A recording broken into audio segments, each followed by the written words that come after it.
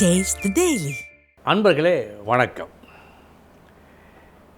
இன்றைய தினம் 14/2/2025 வெள்ளிக்கிழமை, பூரம் நட்சத்திரம்.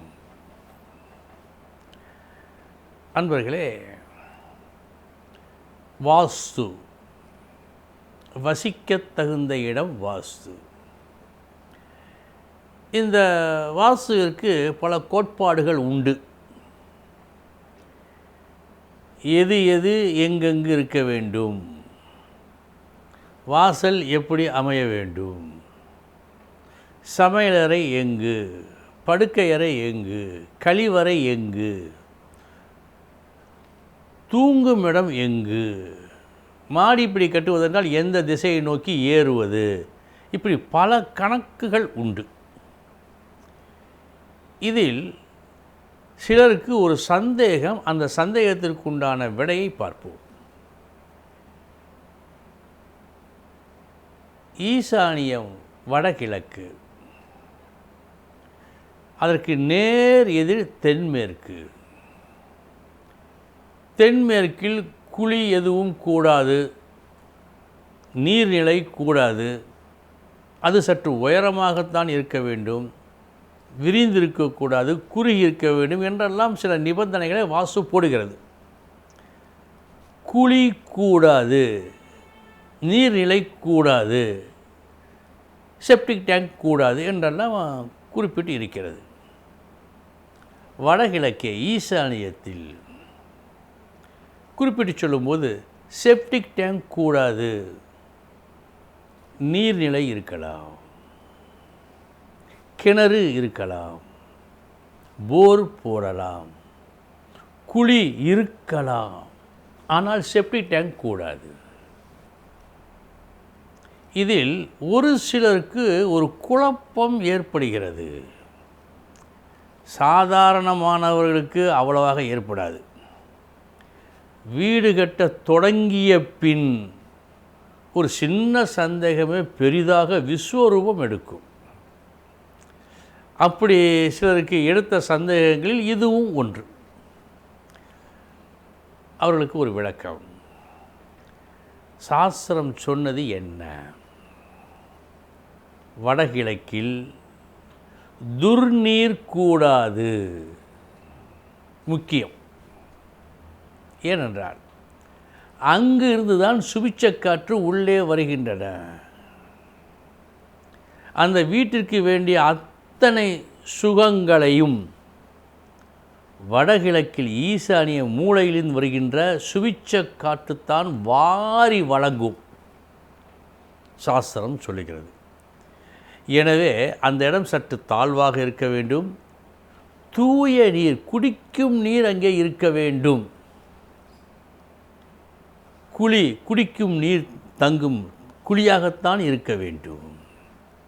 அதே நேரத்தில் அசுத்த நீர் அங்கே இருக்கக்கூடாது. ஏன்?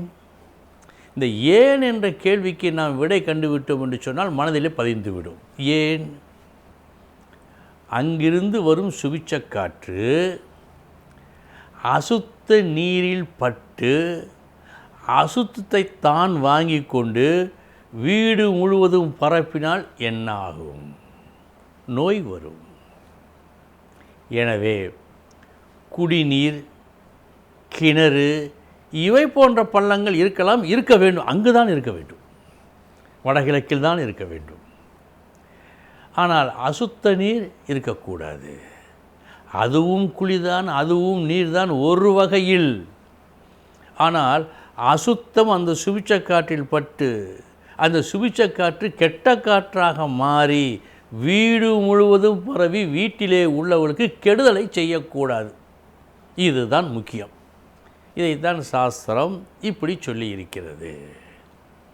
சில அன்பர்கள் குறிப்பாக பாதியிலே வீட்டை கட்டி கொண்டிருக்குமே பாதியிலே நிறுத்திவிட்டும் கேட்டிருக்கின்றார்கள் இந்த கேள்வியை.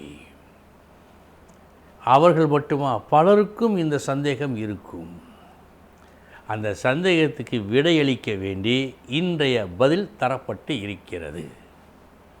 இனி 12 ராசிகளுக்கு உண்டான பலன்களை பார்ப்போம்.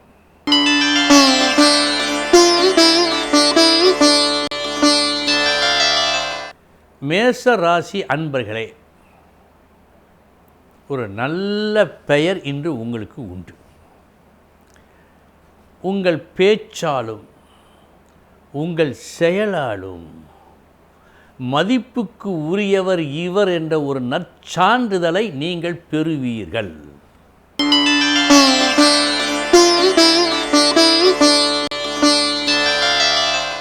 ரிஷபராசி அன்பர்களே, உங்களுக்கு வந்துவிட்ட ஒரு கஷ்டத்தை, தொல்லையை, துன்பத்தை நீங்கள் பெற்றிருக்கும் விசேஷ திறமையால் வெற்றிகரமாக அகற்றும் நாள் இந்த நாள்.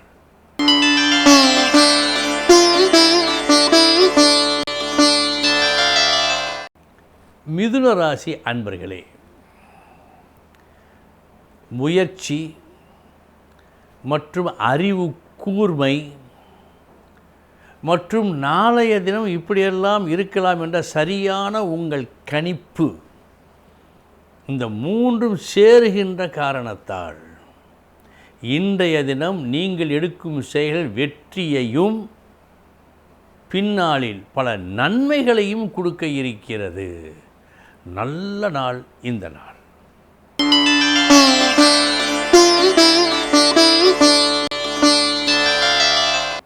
கடகராசி அன்பர்களே,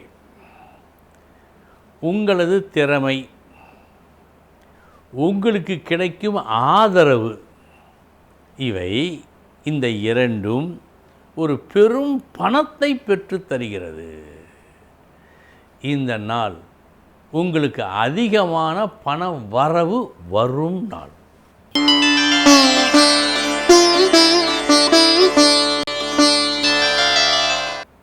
சிம்மராசி அன்பர்களே, தீர்க்கமான ஒரு முடிவினை நீங்கள் எடுக்கும் நாள் இந்த நாள். சில நாட்களாக ஆராய்ந்து இப்படியா அப்படியா எப்படி என்றெல்லாம் ஆராய்ந்து கடைசியில் இப்படித்தான் செயல்பட வேண்டும் என்ற முடிவினை நீங்கள் தெளிவாக எடுக்கும் நாள் இந்த நாள்.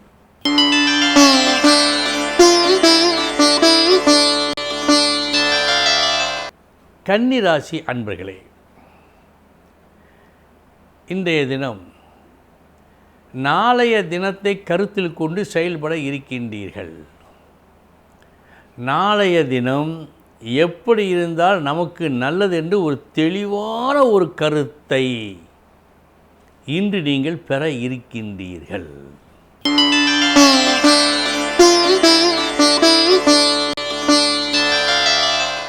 துலாம் ராசி அன்பர்களே,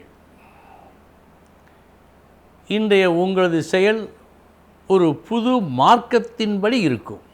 ஒரு புது வழியில், புது அணுகுமுறையில் இருக்கிறது. இதனால் என்ன ஏற்படும், என்ன கிடைக்கும்? அதிகப்படியான லாபம் கிடைக்கிறது. நல்ல நாள்.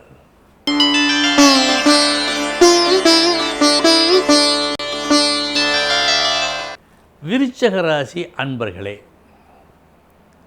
இன்று ஒரு குழு, ஒத்த கருத்துடைய ஒரு சிலர் ஒன்றிணைந்து, அதில் நீங்கள் உட்பட ஒரு காரியம் ஆற்றி அந்த காரியத்தில் மாபெரும் வெற்றியை காண்பீர்கள்.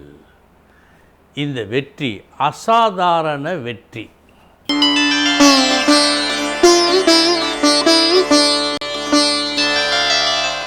தனுசு ராசி அன்பர்களே, என்னதான் கஷ்டம் வந்தாலும் தடை வந்தாலும் லட்சியத்தை விட்டு கொடேன் என்று உறுதியாக நின்று அதன்படி நடந்து வெற்றிக்கனியை பறிப்பீர்கள். அற்புதமான நாள் இந்த நாள்.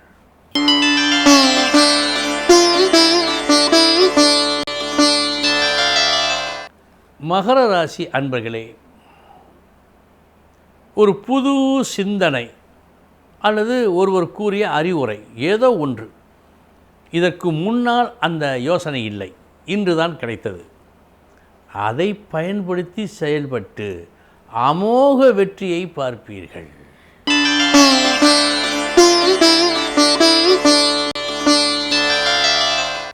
கும்பராசி அன்பர்களே, நல்லதை செய்யும் நல்ல நாள். இன்று ஒரு நல்லதை செய்கின்றீர்கள், நல்லது நடக்கின்றது. ஆனால் அது உங்களுக்கு அல்ல, நீங்களும் அதை எதிர்பார்க்கவில்லை.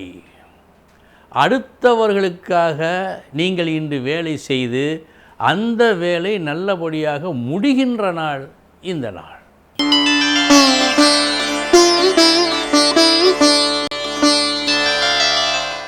மீனராசி அன்பர்களே,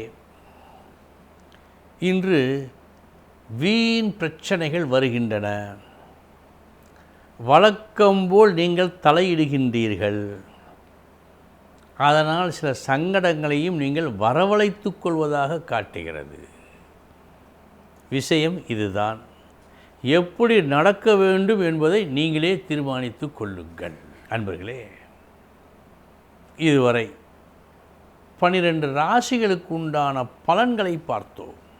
நாளைய தினம் முக்கிய செய்தியோடு சந்திக்கிறேன். வணக்கம்.